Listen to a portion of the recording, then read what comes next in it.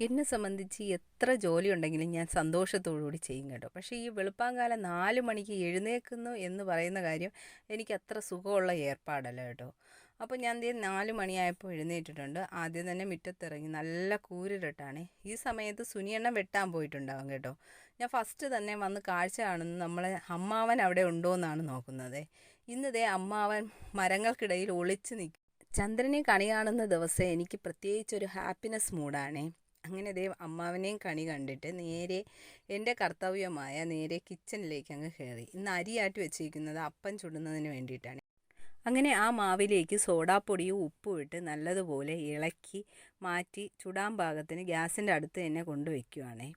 ഇനിയാണ് എൻ്റെ ഓട്ടപ്പാച്ചിൽ തുടങ്ങുന്നത്. ഓട്ടപ്പാച്ചിലെന്ന് പറഞ്ഞാൽ വെളിയിലത്തെ അടുക്കളയിലാണ് നമുക്ക് വിറകടുപ്പ് ഉപയോഗിക്കുന്നത്, അകത്ത് ഗ്യാസുമാണ് ഉപയോഗിക്കുന്നത്. അങ്ങനെ അതുകൊണ്ട് ഇനി താഴും മുകളിലുമായിട്ട് അങ്ങോട്ടും ഇങ്ങോട്ടും ഓടിപ്പാഞ്ഞ് നടക്കുകയാണ് എൻ്റെ മെയിൻ പരിപാടി കേട്ടോ. മിക്കവാറും ഇത് കൊണ്ട് എൻ്റെ കാൽമുട്ടിനൊരു തീരുമാനമാവാൻ സാധ്യതയുണ്ട്. അങ്ങനെ ദേ അരി ഇടാനുള്ള വെള്ളമൊക്കെ റെഡിയാക്കി അടുപ്പിൽ വെച്ച് അതിനുശേഷം അപ്പത്തിന് എന്തെങ്കിലും കറി വേണ്ടേ, അങ്ങനെ നേരെ ഉരുളൻകിഴങ്ങെടുത്ത് ചുരണ്ടി അതിനെ അരിഞ്ഞ് റെഡിയാക്കി. ഇനി അത് ഗ്യാസിലാണ് വെക്കുന്നത് കേട്ടോ. അങ്ങനെ ഇത് കുക്കർ എടുത്ത് അതിൽ വെളിച്ചെണ്ണ ഒഴിച്ച് കടുക് പൊട്ടിച്ചിട്ട് മസാലകളെല്ലാം ഇട്ട് അതിൽ ഉരുളൻകിഴങ്ങും ഇട്ട് ആവശ്യത്തിന് അല്പം വെള്ളവും ഒഴിച്ച് അതിനെ ഇളക്കി 3 ഫിസിൽ കേൾക്കാൻ വേണ്ടി വെക്കും കേട്ടോ. 3 ഫിസിൽ കേൾക്കുമ്പോൾ തന്നെ വേവുന്നുണ്ട്. എന്നിട്ട് നേരെ ഇനി ഞാൻ പയർ മെഴുക്ക് പുരട്ടിക്കാണ് അരിയുന്നത്. ഇതെല്ലാം ചെയ്യുന്നത് 6:10 ബസ്സിൽ മൂത്ത ആൾക്ക് പോകണം കേട്ടോ. അതുകൊണ്ടാണ് ഈ ആൾ സത്യത്തിൽ ഈ മെഴുക്ക് പുരട്ടിയൊന്നും കഴിക്കില്ല. പിന്നെ എൻ്റെ ഒരു സമാധാനത്തിന് വേണ്ടിയിട്ടാണ് ഞാൻ ഈ മെഴുക്ക് പുരട്ടിയൊക്കെ ഉണ്ടാക്കുന്നത്.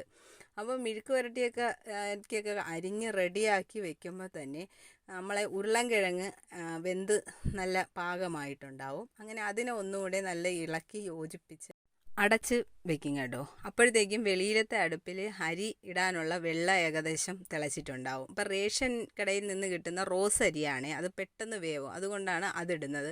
അങ്ങനെ ആ അരിയും ഇട്ട് നേരെ വീണ്ടും ഇനി ചെയ്യുന്നതെന്ന് പറഞ്ഞാൽ പുള്ളിക്ക് ഇഷ്ടമുള്ള കറിയാണ് ഉണ്ടാക്കുന്നത്. ഉരുളൻകിഴങ്ങ് നല്ല വട്ടത്തിനരിഞ്ഞ് അതിൽ ഉപ്പും മസാലയും എല്ലാം ചേർത്ത് വിരവി റെഡിയാക്കി എണ്ണയിലിട്ട് വറുത്ത് കൊടുക്കുന്നത് പുള്ളിക്ക് ഇഷ്ടമാണ്. പിന്നെ ആൾ സ്കൂളിലാണെങ്കിൽ മുട്ട പൊരിച്ചത് കൊണ്ടുപോകത്തില്ല കേട്ടോ. പക്ഷേ വീട്ടിലാണെങ്കിൽ മുട്ട പൊരിച്ചത് കഴിക്കും. അപ്പോൾ സ്കൂളിൽ കൊണ്ടുപോകാൻ ഞാൻ സവാള നല്ലതുപോലെ കൊത്തി അരിഞ്ഞ് അതിൽ മസാലയിട്ട് മുട്ട പൊട്ടിച്ചൊഴിച്ച് ചിക്കി കൊടുക്കും കേട്ടോ. അത് ആൾക്ക് ഭയങ്കര ഇഷ്ടമാണ്.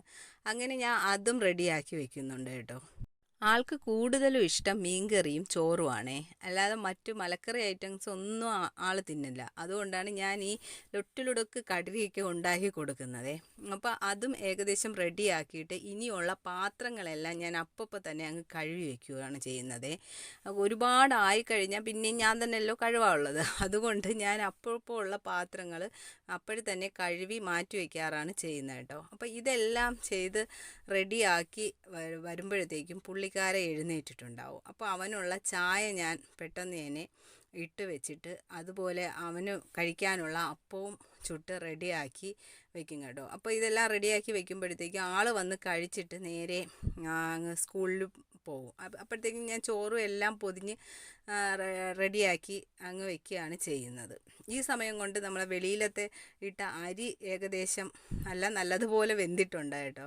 അങ്ങനെ അതിനെയും പോയി ഊറ്റി വടിച്ചു വെച്ചിട്ട് ആ അടുപ്പിൽ തന്നെയാണ് ഞാൻ പയറിന് മെഴുക്ക് പുരട്ടി വെക്കുന്നത് കേട്ടോ. പിന്നെ അടുപ്പിൽ തീ കത്തിച്ച് കഴിഞ്ഞാൽ ഞാൻ കൂടുതലും ചെയ്യുന്നതെല്ലാം ഈ വിറകടുപ്പിൽ തന്നെയാണ് പിന്നെ ഉള്ള പാചകങ്ങളെല്ലാം ചെയ്യുന്നത്. അങ്ങനെ അത് പയർ മെഴുക്ക് പുരട്ടി റെഡിയായി. അങ്ങനെ അവനുള്ള ചോറും എല്ലാം റെഡിയാക്കിയിട്ട് ഞാൻ ആ ഗ്യാസും സ്ലാവിൻ്റെ പുറമൊക്കെ നല്ലതുപോലെ വൃത്തിയാക്കി ഇടുവേ. ഇനി ഇവിടുത്തെ പാചകം എന്ന് പറഞ്ഞാൽ വലിയ പാചകം എനിക്ക് എന്തായാലും ഇവിടെ ഇല്ല. അതുകൊണ്ട് തന്നെ ഞാൻ പെട്ടെന്ന് അവിടെ മൊത്തവും വൃത്തിയാക്കി ഇടും. അപ്പോഴത്തേക്കും സമയം ഒരു 6:30 മണിയായി കാണും കേട്ടോ. അപ്പോൾ തന്നെ പിന്നെ ഞാൻ പോയി എൻ്റെ സ്ഥിരം യൂണിഫോം അണിഞ്ഞ് നേരെ പാലെടുക്കാനായിട്ട് പോകും കേട്ടോ. ഇവിടുത്തെ മുതലാളിയും തൊഴിലാളിയും ഒക്കെ ഞങ്ങൾ തന്നെയാണ്. അങ്ങനെ നേരെ താഴെ ആദ്യം പോയി താഴെ പാലെടുത്തിട്ട് വന്ന് നേരെ ബാരലിൽ കൊണ്ട് ഒഴിച്ചിട്ട് അടുത്ത് ഞാൻ പോകുന്നത് നമ്മുടെ തൊട്ടപ്പുറത്ത് കിടക്കുന്ന മരത്തിലാണ്. ഈ സമയം സുനിയണ്ണ നമുക്ക് കുറച്ച് അപ്പുറത്തോട്ടൊരു കുറച്ച് പെരയിടമുണ്ട്, അവിടെ വെട്ടാൻ പോയിരിക്കും. ഇവിടുത്തെ വെട്ട് കഴിഞ്ഞിട്ട് നേരെ സുനിയണ്ണ കാരണം അവിടെ പോകുമ്പോഴത്തേക്ക് ഞാൻ ഇവിടത്തെ പാലെടുത്ത് എല്ലാം റെഡിയാക്കി വെക്കും. എന്നിട്ട് ഞാൻ പറഞ്ഞ പെരയിടത്തിലാണ് ഇനി നമ്മൾ പോകുന്നത്. കാപ്പി കൂടി കഴിഞ്ഞിട്ടാണ് നമ്മൾ പോകുന്നത്. ഇത് നമുക്ക് പോവുകയാണെങ്കിൽ ഇതുവഴി ഒരു 200 മീറ്ററേ ഉള്ളൂ. പക്ഷേ പാല് ചുമന്നുകൊണ്ട് വരാൻ പറ്റാത്തത് കൊണ്ട് നമ്മൾ റോഡ് മാർഗ്ഗം ഒരു 1.5 കിലോമീറ്റർ ഓളം ഉണ്ട് കേട്ടോ. ഇതാണ് നമ്മളെ പെരയിടം. അങ്ങനെ ഇവിടെയാണ് അടുത്ത ഡ്യൂട്ടിയെ. ഇവിടെ ഞങ്ങൾ രണ്ടും കൂടെ ഒരുമിച്ചാണ് പാലെടുക്കുന്നത്. അങ്ങനെ ഇവിടുത്തെ പാലെല്ലാം എടുത്ത് നേരെ നമ്മൾ കൊണ്ടുവന്ന് താഴെ സ്കൂട്ടിയിലാണ് കന്നാസ് വച്ചിരിക്കുന്നത്. ആ കന്നാസിലേക്ക് കൊണ്ടുവന്ന് ഒഴിക്കുകയാണ് ചെയ്യാറ്. ഈ സ്ഥലത്തെ പറയുന്നത് ചാരുപാറ എന്നാണ്. അങ്ങ് മുകളിൽ ചാര് കണക്ക് ഒരു പാറ, വലിയൊരു പാറ നിൽപ്പുണ്ട് കേട്ടോ. അതുകൊണ്ടായിരിക്കും ഇവിടെ ചാരുപാറ എന്ന് പേരിട്ടിട്ടുള്ളത്. അങ്ങനെ നേരെ നമ്മൾ കന്നാസിലൊഴിച്ചിട്ട് ഇനി നേരെ വീട്ടിൽ ചെന്നിട്ട് ഡിഷിൽ പാലൊഴിക്കലും വെള്ളം ഒഴിക്കലും ആസിഡ് ഒഴിച്ച് തരുന്നത് ഡ്യൂട്ടി സുനിയനുള്ളതാണേ. അത് ഇളക്കുക എന്നുള്ളതാണ് എൻ്റെ ഡ്യൂട്ടി. അല്ലെങ്കിൽ നമ്മൾ ഈ കൂട്ടാൻ ഇളക്കി പരിചയമുള്ളവർക്കാണല്ലോ ഈ ഇളക്ക് കൂടുതലും ഉണ്ടാവുക. അങ്ങനെ ആ പാലെല്ലാം റെഡിയാക്കി അത് കഴിഞ്ഞ് വീണ്ടും ഞാൻ നേരെ അടുക്കളയിലോട്ട് തന്നെ പ്രവേശിക്കുകയാണേ.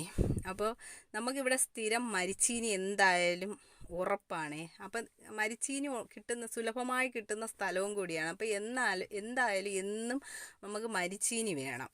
അതുകൊണ്ട് ഇന്ന് കുറച്ച് മരിച്ചീനി ഉള്ളതുകൊണ്ട് അപ്പോൾ എൻ്റെ തവി ഉണ്ടല്ലോ, തവി ഇട്ടാണ് ഞാൻ മരിച്ചീനി ഇളക്കുന്നത് കേട്ടോ. അത് കഴിഞ്ഞ് മീൻ അറുത്ത് കഴുകിയെടുക്കുകയാണ്. അങ്ങനെ മീനും അറുത്ത് കഴുകി എടുത്ത് അരയ്ക്കാൻ നോക്കിയപ്പോൾ പൊട്ടിച്ച തേങ്ങയില്ല. അങ്ങനെ നേരെ പോയി ഒരു തേങ്ങ എടുത്തുകൊണ്ട് വന്ന് പൊതിക്കുകയാണ്. നല്ല ഉണക്ക തേങ്ങ എന്നെക്കൊണ്ട് പൊതിക്കാൻ ഭയങ്കര പാടാണ് കേട്ടോ. എന്നാലും വലിഞ്ഞു മുറിഞ്ഞൊക്കെ ഒരു വിധം പൊതിച്ചെടുത്തു. അങ്ങനെ കറി വയ്ക്കാനുള്ള അരപ്പും അരച്ച് അതും റെഡിയാക്കി മീൻ വറുക്കാനുള്ളതിലും അരപ്പ് പുരട്ടി വെച്ചു കേട്ടോ. അപ്പോഴാണ് ഓർമ്മിച്ച് രാവിലത്തേക്ക് കാപ്പിക്ക് അരി വെള്ളത്തിൽ ഇട്ടില്ല എന്ന്. പിന്നെ ഓടിപ്പോയി അരി വെള്ളത്തിൽ ഇട്ടു. അത് കഴിഞ്ഞ് നേരെ വന്ന് മീൻ വറുത്ത് വെക്കാനുള്ളത് എടുത്ത് വറുക്കുകയാണ് ചെയ്യുന്നത്. എന്നിട്ട് നേരെ വെളിയിലത്തെ അടുക്കളയിൽ പോയി അവിടുത്തെ സ്ലാവ് എല്ലാം വൃത്തിയാക്കി അവിടെ തൂത്ത് വൃത്തിയാക്കി അവിടെയും ക്ലീൻ ആക്കുമ്പോൾ എൻ്റെ അടുക്കള പണി ഏകദേശമല്ല മുക്കാലും തീർന്നു കാണും കേട്ടോ. അടുത്ത അലക്കൽ പ്രക്രിയയാണ്. എനിക്ക് ഈ അലക്കുക എന്ന് പറഞ്ഞാൽ ചില ദിവസങ്ങളിൽ അത്ര സുഖമല്ലാത്തൊരു ഏർപ്പാടാണ്. പക്ഷെ ഒരു ദിവസം കഴുകാതിരുന്നാൽ പിറ്റേ ദിവസം അതും കൂടി കഴുകണമല്ലോ എന്നുള്ളൊരു ഏർപ്പാട് കൊണ്ട് ഞാൻ അന്നോടുള്ള തുണി അന്നന്ന് തന്നെ കഴുകിയിടും കേട്ടോ. ഇനി അത് കൊണ്ടുപോയി മുകളിലാണ് വിരിക്കാറേ. താഴെ അശയിൽ വിരിക്കാമെന്ന് വെച്ചാൽ നമ്മളെ ഈ ചില സമയത്തുള്ള മഴ കാരണം എനിക്കതൊരു ബുദ്ധിമുട്ടായി തോന്നും. എന്നാലും ഞാൻ കുഴപ്പമില്ലാന്നും പറഞ്ഞ് നേരെ മുകളിൽ തന്നെ കൊണ്ടുപിടിക്കുക. അവിടെ ആകുമ്പോഴത്തേക്ക് സമാധാനമായിട്ട് കിടക്കുമല്ലോ. അങ്ങനെ നേരെ തുണിയെല്ലാം വിരിച്ച് തലേ ദിവസത്തെ തുണിയും പറക്കി വരുമ്പോഴത്തേക്കും 2 മണിയായി കാണും. അപ്പോഴത്തേക്കും ചോറുണ്ണാൻ സമയമായി. അങ്ങനെ നമ്മളെ സ്ഥിരം ചോറ് തീറ്റി സ്ഥലമാണ് ഇത്. ഒരു മാവിൻ്റെ ചോട്ട് ഫ്രണ്ടിൽ തന്നെയാണ്. ഞങ്ങൾ രണ്ടും എല്ലാ ദിവസവും ഇവിടെ ഇരുന്ന് തന്നെയാണ് ചോറ് കഴിക്കാറ്. ചോറ് കഴിച്ചു തുടങ്ങി അടുത്ത ഡ്യൂട്ടി എന്ന് പറയുന്നത് ഷീറ്റടിയിലേക്കാണ് നമ്മൾ പോകുന്നത്. അങ്ങനെ ഷീറ്റ് കറക്കുക എന്നതാണ് അടുത്ത എൻ്റെ ഡ്യൂട്ടി കേട്ടോ. അപ്പം ഞാൻ ഈ മുകളിലിരുന്നാണ് ഷീറ്റ് കറക്കാറ്. ഷീറ്റിൻ്റെ ആസിറ്റിൻ്റെ വെള്ളം എൻ്റെ പുറത്ത് തെറിക്കുമ്പോൾ എനിക്കതൊരു ചൊറിച്ചിൽ കണക്ക് തോന്നുന്നുള്ളതുകൊണ്ട് ഞാൻ മുകളിലിരുന്നാണ് ഷീറ്റ് കറക്കി കൊടുക്കാറ്. അത് കഴിഞ്ഞ് പിന്നെ ഷീറ്റ് വിരിക്കുന്നത് മൊത്തം സുനിയൻ്റെ ഏർപ്പാടാണ്. അത് കഴിയുമ്പോഴാണ് അടുത്ത എൻ്റെ മെയിൻ പണി എന്ന് പറഞ്ഞാൽ തൂക്കുക എന്ന് പറഞ്ഞാൽ ചില്ലറ തൂപ്പൊന്നുമല്ല. ആദ്യം മുകൾ തൂത്ത് അത് മൊത്തം ഇറങ്ങി വന്ന് പിന്നെ താഴെയും തൂത്തതിന് ശേഷമാണ് മിറ്റം തൂക്കുന്നത്. അണ്ടഹടാകം പോലുള്ളൊരു മിറ്റമാണ് നമുക്കിവിടെ ഉള്ളത്. എല്ലാം കൂടെ തൂത്ത് തീരുമ്പോൾ തന്നെ എൻ്റെ നടുവിൻ്റെ കാര്യത്തിൽ ഏകദേശം ഒരു തീരുമാനമാവും. എന്നാലും ഡെയിലി തൂത്തല്ലേ പറ്റത്തുള്ളൂ. അതുകൊണ്ട് ഒരു ജോലിയും ഞാൻ പെൻഡിങ് വെക്കാറില്ല കേട്ടോ. എല്ലാ ജോലിയും അതാത് സമയത്ത് ഞാൻ കൃത്യമായും ചെയ്തിരിക്കും. എനിക്ക് ഈ മിറ്റം തൂക്കാനായിട്ട് എൻ്റെ അത്രയും നീളമുള്ള തുറപ്പ് തന്നെ എനിക്ക് വേണം കേട്ടോ. കാരണം എനിക്ക് തൂക്കാനുള്ളത് കൊണ്ട് കുറച്ച് നേരം കഴിയുമ്പോൾ നടു കഴച്ചിറങ്ങും കേട്ടോ. അതുകൊണ്ടാണ് ഞാൻ ഈ നീളമുള്ള തുറപ്പ് തന്നെ സെലക്ട് ചെയ്യുന്നത്. അങ്ങനെ മിറ്റം എല്ലാം തൂത്ത് കഴിഞ്ഞ് എന്നിട്ട് രാവിലെ കാപ്പിക്കുള്ള അരിയും അങ്ങ് ആട്ടി വെച്ചേ. എന്നിട്ട് നേരെ ഞാൻ പോയി അടിച്ച് നനച്ചൊന്ന് കുളിക്കാൻ പോവുകയാണേ. അപ്പോൾ എൻ്റെ വീഡിയോ ഇഷ്ടമായ സബ്സ്ക്രൈബ് ചെയ്യണേ. താങ്ക്